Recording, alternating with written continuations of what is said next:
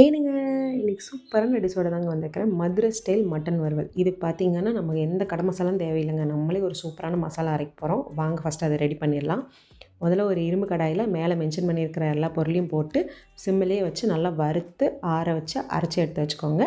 இதுக்கு பார்த்தீங்கன்னா, நம்ம இந்த குவான்டிட்டிக்கு 3 டேபிள் ஸ்பூன் மசாலா பவுடர் கிடைக்கும். அதை ஒவ்வொரு ஸ்டேஜாக நம்ம ஆட் பண்ணலாம்.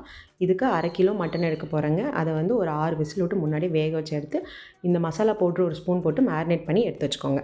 இரும்பு கடாயிலிங்க 2 ஸ்பூன் நல்லெண்ணெய், பிரியாணி ஸ்பைசஸ், கருவேப்பிலை, 1 ஸ்பூன் சோம்பு, சின்ன வெங்காயம் ஒரு 20, பெரிய வெங்காயம் ஒரு 1/2 துண்டு நல்லா வணக்கிக்கோங்க. இதில் இஞ்சி பூண்டு பேஸ்ட்டை போடுறத விட துருவி போட்டிங்கன்னா டேஸ்ட் இன்னும் சூப்பராக இருக்கும். வணக்கிட்டு பேருக்கு ஒரு வரமிளகாவையும் போட்டு மட்டன் பார்த்திங்கன்னா நம்ம மேரினேட் பண்ணி எடுத்து வச்சுருக்கோம்ல, அதை போட்டு கொஞ்சம் உப்பு, 2வது டேபிள் ஸ்பூன் பவுடரையும் போட்டு கொஞ்சம் நல்லா வணக்கிக்கோங்க. மட்டன் வேக வச்ச தண்ணி இருக்கும்ல, அதில் ஒரு 1/4 டம்ளர் மட்டும் எடுத்து அதை கொஞ்சம் ஊற்றிட்டு மிச்சம் இருக்கிற பவுடரையும் போட்டு நல்லா வணக்கிக்கோங்க. வணக்கி ஒரு 5 நிமிஷம் விட்டிங்கன்னா அந்த தண்ணி சுண்டி அந்த மட்டன் வந்து நல்லா வறுவலாகி ரோஸ்ட் ஆகி வரும் பாருங்கள். அந்த மணமே வேறு லெவலில் இருக்குங்க. அப்படியே ஆளை இழுக்குதுங்க அப்படின்னு சொல்லுவாங்கள்ல, அந்த மாதிரி இருக்குங்க. செம்ம டேஸ்டியாக இருக்கும். மல்லித்தழையை விட்டு இறக்கி சுட சுட சாப்பாட்டில் போட்டு சாப்பிட்டு பாருங்கள். அப்படி இருக்கும். அதுக்கப்புறம் என்னை வந்து பாராட்டுங்க. வரட்டுங்களா?